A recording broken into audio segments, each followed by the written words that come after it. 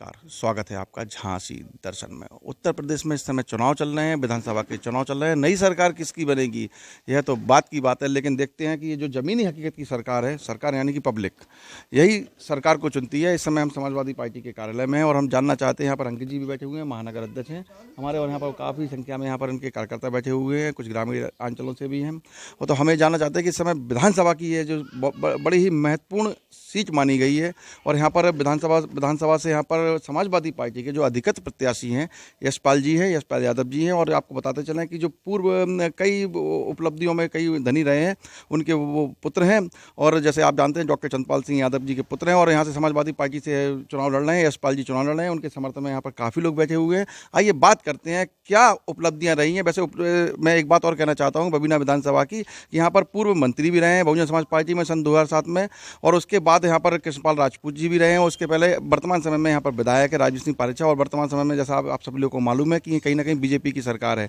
लेकिन बबीना का एक कह लीजिए भाग कह लीजिए, या कुछ भी हम भागी कहेंगे, कहीं ना कहीं समस्याओं का यहाँ पर अंबार रहा है। चूँकि लंबी विधानसभा रही है, मुझे कुछ लोगों ने मैंने ज्ञात किया है कि यह चौथी विधानसभा इतनी सबसे लंबी है पूरे उत्तर प्रदेश में। तो आइए बात करते हैं क्या क्या दिक्कतें हैं, क्या क्या काम हुए हैं, क्या क्या काम अधूरे रह गए, और कैसे इनके प्रतिनिधि के द्वारा कैसे काम पूरे किए जाएंगे।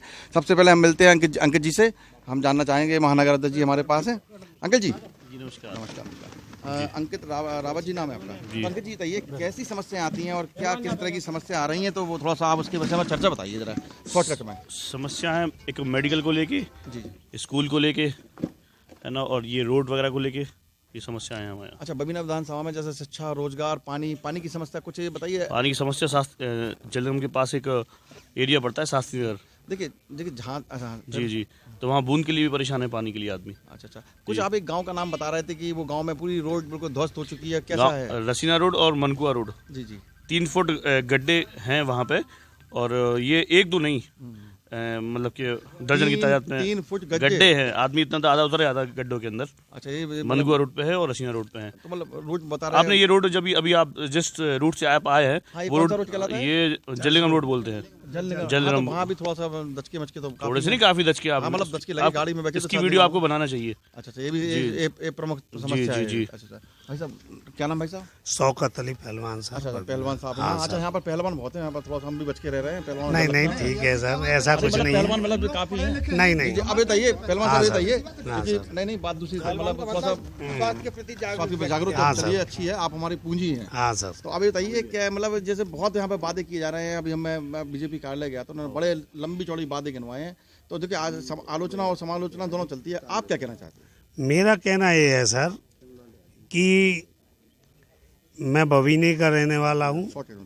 मेरे बबीने में कोई भी शिक्षा के लिए लड़कियों का इंटर कॉलेज सरकारी नहीं है। अच्छा, साइंस साइंस नहीं है, साइंस भी नहीं है, वो भी यहाँ से दूर है। अच्छा, कितना दूर है? मेरे बबीने में 2 स्कूल हैं, वो भी साइंस नहीं है सरकारी, जिला परिषद के। ये मेरी शिक्षा की बहुत ही बड़ी मालूम शिक्षा की कमी है। दूसरा, पानी के यहाँ पर 2 डैम हैं, 2 नहरें हैं। बबीना ब्लॉक के लिए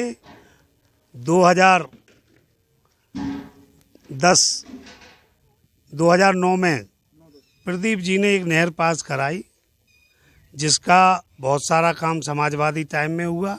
इन्होंने अभी तक 5 साल में उस नहर को कंप्लीट नहीं करा पाई। मतलब यही शिकायत। हाँ। अच्छा, यहाँ पर थोड़ा सा हमारे साथ भाई साहब भी हैं, मैं इनकी तरफ रुख करवाना चाहूँगा।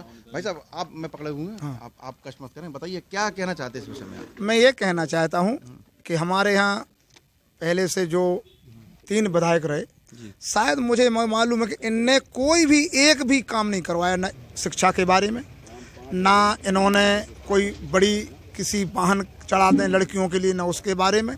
और अभी की जो हमारे यहाँ एक जो समस्या खास चल रही है, हमारे जितने लड़के हैं, चाहे वो बबीना में हो, चाहे झांसी, चाहे कानपुर, चाहे किसी शहर में, उनको कोई रोजगार नहीं है।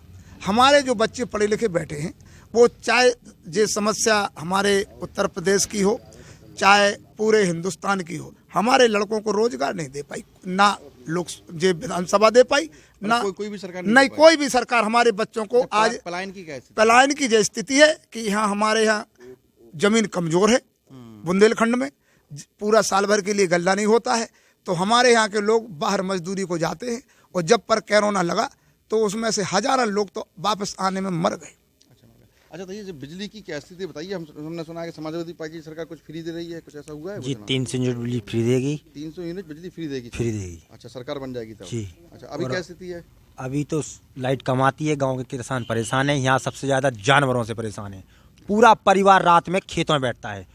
योगी जी की राज में पूरा परिवार, अगर घर में 6 लोग हैं तो 4 लोग जाएंगे खेत पर। भाई हरिशंकर बिदुआ जो किसान नेता हैं, उन्होंने मुझसे कहा था कि आतंकवादियों से ज्यादा खतरनाक तो जानवर हैं। क्या ये बात सही है? जी बिल्कुल। किसानों को मार डाला, नहीं बैलों ने मार डाला, नहीं किसानों ने चलो वो कोई दिक्कत नहीं है, लेकिन बुंदेलखंड में सबसे ज्यादा जानवरों की समस्या है। मेरे गांव में 6000 जानवर हैं। प्रतिपुर नया खेड़ा से हूँ मैं। अच्छा, सुकमा डैम से। जानना चाहिए कोई बात की है तो यहाँ पर बहुत सारी गौशाला बनी है। गौशाला का क्या हाल है? गौशाला के बारे में मैं बता सकता हूँ। हाँ, आप बताइए। अभी हमारा प्रतिनिधि बीजेपी का जब भी गौशाला पे आता है तो बाहर से जानवरों को हाँक के उसमें बंद करके दिखाया जाता है।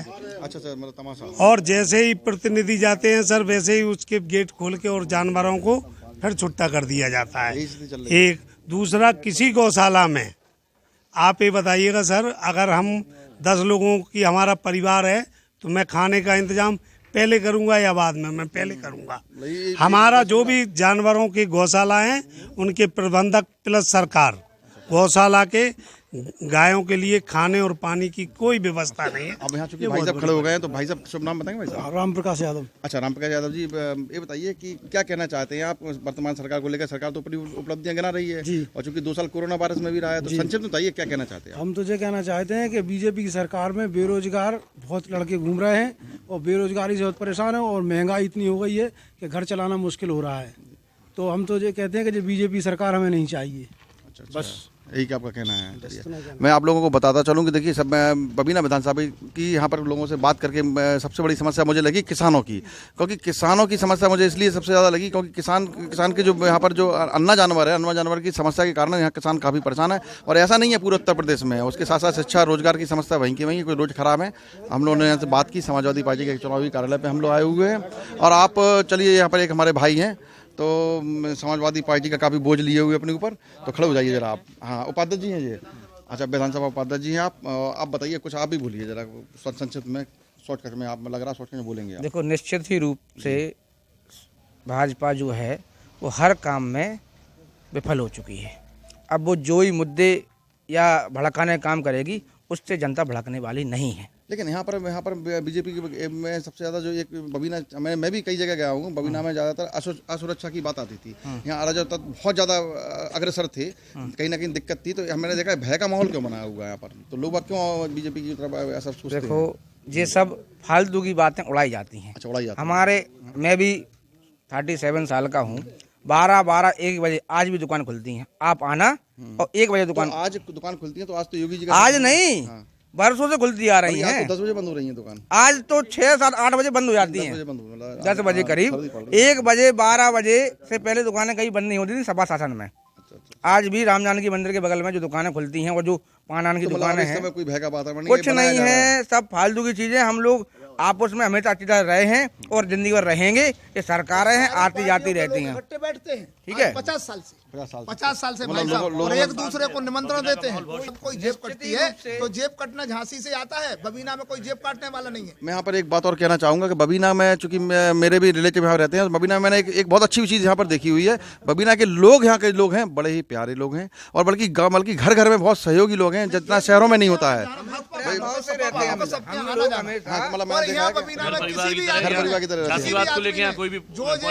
वातावरण करा रहे हैं। किसी भी आदमी ने किसी के कोई प्लाट पर टच नहीं किया, किसी की कोई जमीन पर टच नहीं कोई किया। यहाँ बता रहे थे कोई कुछ लोगों ने कब्जा कर लिया, तो कोई नहीं, मुसलमान का बिल्कुल यहाँ नहीं, कोई एक सबूत दे दे। अस्पताल वगैरह ऐसा जी, कुछ जी, था? जी। नहीं।